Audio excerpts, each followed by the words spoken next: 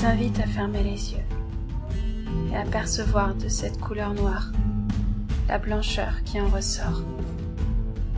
Vous pouvez choisir d'écouter ma voix ou bien de ne pas l'entendre pour laisser à votre vue l'étendue de vos sens afin de percevoir les différentes couleurs qui s'offrent à vous.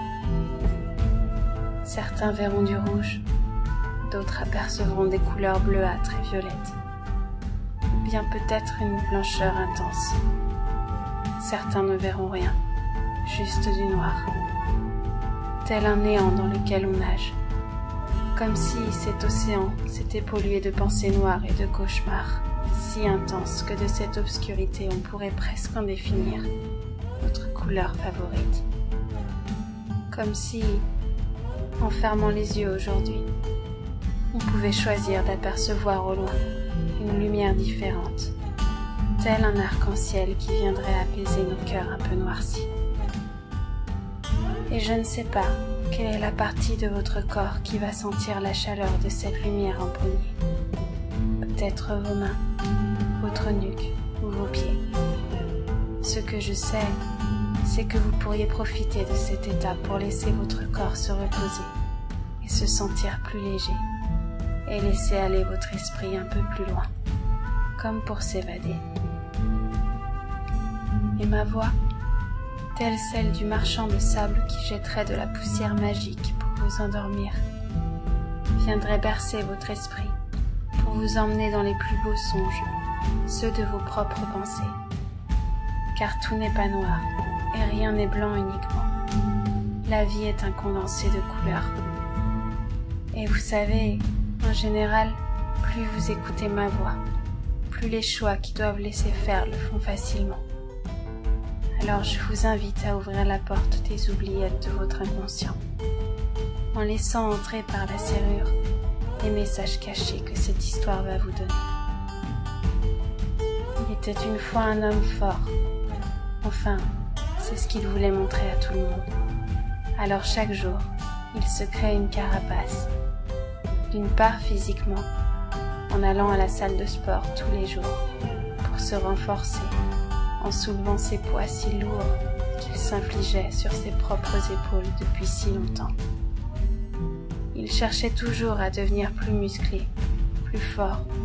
Il faisait tous les exercices de musculation possibles pour que son corps ressemble à une armure invincible qui le protégerait de n'importe quelle attaque. Et puis, pour paraître le plus fort possible, il ne fallait surtout pas dévoiler ses sentiments. Alors, il avait toujours ce visage fermé qui ne laissait entrevoir aucune émotion. Il faut dire que, depuis tout petit, son père lui avait appris qu'il ne fallait pas pleurer, qu'un homme fort doit savoir protéger les siens et ne jamais baisser les bras, ni se lamenter sur son sort. Son père était mort d'un cancer qui l'avait lentement consumé et qui avait laissé son fils révolté. Alors celui-ci ne se plaignait jamais et voulait laisser à son père l'image d'un fils qui se battrait, qui survivrait dans cette vie, pas comme son père qui, selon lui, avait abandonné le combat. Il lui en voulait tellement d'être parti, de l'avoir laissé seul avec sa mère. Il en voulait à la vie, il en voulait au monde entier, et sa colère était si profonde que rien ne sortait jamais de lui, si ce n'est des rêves la nuit, qui lui indiquaient pourtant le chemin à prendre, qu'il ne voulait pas voir. Jusqu'à ce qu'une nuit, un de ses rêves intenses le réveilla en sursaut. Il se voyait à l'intérieur d'une prison, enfermé et criant de toutes ses forces « Libérez-moi !»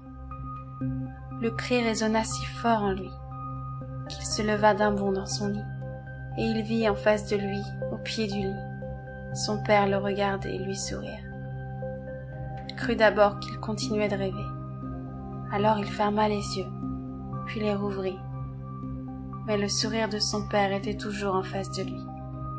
Et bientôt celui-ci lui dit « Mon fils, comme tu as grandi, comme le temps passe, je te vois vieillir et je sens cette colère monter à l'intérieur de toi. Et je sais que tu essaies d'empêcher cette eau bouillante de déborder de la casserole. Mais tu sais, il y a d'autres moyens. Cette eau peut être apaisée, rafraîchie. Tu peux baisser le feu petit à petit. Tu n'as pas besoin de te brûler pour vivre.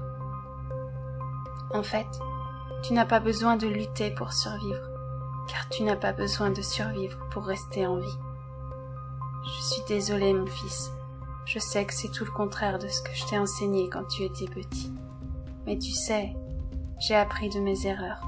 Et ce cancer était là pour me montrer qu'il ne servait à rien de me ronger de l'intérieur et de me battre, tel un soldat, comme si la vie allait toujours me donner le pire.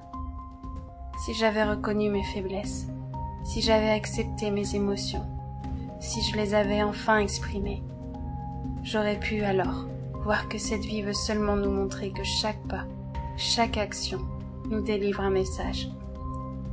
Mais pour voir ce message, il faut croire à cette vie. Il nous faut lui faire confiance.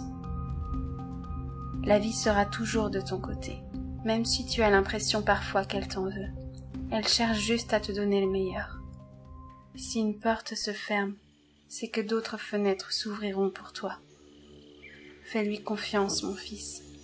Et quand tu te lèveras demain et que tu pourras regarder le ciel, souviens-toi comme tu es chanceux de pouvoir observer ces nuages qui lentement avancent et se laissent bercer par la brise du vent. Tu verras que le ciel te regarde, et moi aussi. Lâche prise, mon fils. La vie n'est pas un combat, la vie est un jeu dans lequel tu découvriras l'énergie et la fréquence dans laquelle tu décides d'évoluer. L'homme que tu es aujourd'hui a besoin de soigner cet enfant que tu as été. Dans ton cœur, il y a cette lumière qui est plus forte que la colère. Imagine qu'au centre de ton cœur, tu trouves la porte de sortie, et tu pourras alors aller voir autant dans la lumière que dans le négatif. Rassembler tout cela ensemble, transmuter le tout en lumière, et n'en faire qu'un. En entendant ces mots prononcés par son père, le jeune homme sentit qu'il perdait connaissance. Il se réveilla à nouveau couché sur son lit, et la lumière lui fit plisser les yeux. En face de lui, un soleil étincelant perçait à travers la fenêtre, et les nuages paraissaient se déplacer plus vite que d'habitude. Quel rêve étrange, se dit-il. Et il se leva et continua de regarder le ciel.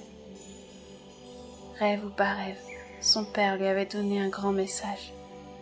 Il était temps pour lui de vivre enfin sa vie. Il caressa son chat et se leva, souriant, en se sentant plein de gratitude envers son père. Aujourd'hui, il avait décidé de ne pas aller à la salle de sport. Il voulait se réinscrire au tennis, le sport qui lui avait toujours plu depuis son enfance. Et puis, il voulait aller chercher sa mère pour faire une balade au bord du lac. Il avait tant à faire.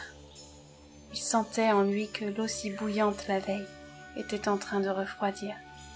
Il sentait dans son cœur cette pureté qui revenait et qui effaçait toute la colère accumulée. Il versa même une larme, sans trop comprendre pourquoi. Une larme, lui qui ne pleurait jamais. Il regarda les yeux de son chat, plein de pétillance, et se dit en lui-même « Merci ». Et si vous aussi, vous acceptiez enfin vos failles, et que vous laissiez vos émotions jaillir au centre de votre cœur, et si vous vous donniez enfin le droit de vous pardonner et de faire confiance à la vie, vous pouvez vous laisser bercer par cette bulle de lumière, variant du jaune au blanc, selon la transparence que vous laissez entrevoir dans les recoins de votre aura. Car dans cette bulle, tout est possible, et même les peurs les plus profondes n'ont plus lieu d'être. Tel un paradis qui vous recouvre, vous pourrez peut-être sentir la douce chaleur maternelle qu'apporte cette lumière sur votre peau. Ou peut-être apercevrez-vous des reflets de cette lumière dans vos propres yeux, un peu comme lorsqu'on regarde la surface d'un lac qui étincelle au soleil. Peut-être encore que vous entendrez des signes ou que vous aurez l'impression de vous laisser aller à rêver. peu importe finalement ce que vous verrez ou sentirez. Sachez juste qu'à l'intérieur de cette bulle, chaque ressenti sera tout simplement pur, puisqu'il sera baigné d'amour. C'est comme si vous rentriez à l'intérieur d'un bain de nuages, et à passer le pied à l'intérieur. Vous vous sentez comme bercé par ces nuages qui vous protègent, et vous pouvez doucement vous allonger dessus, sentir comme ils vous rassurent, et comme leur douceur vous enveloppe, comme du coton qui caresserait votre peau et votre âme. Reconnaissez quand vous sentez de la colère, acceptez vos émotions, laissez-les sortir, pardonnez-vous. Vous avez le droit de vous sentir heureux et libéré, vous le méritez. À partir de maintenant, gardez votre colère à l'intérieur, c'est terminé. Vous acceptez le fait que vous êtes une personne humaine et imparfaite, car vous aviez fait du mieux que vous pouviez, et vous vous pardonnez en vous encourageant. Vous vous valorisez, vous vous remerciez, car vous avez le droit d'être libéré de tout ce poids et de pouvoir enfin respirer. Et d'ici quelques instants, vous allez pouvoir revenir doucement à la réalité.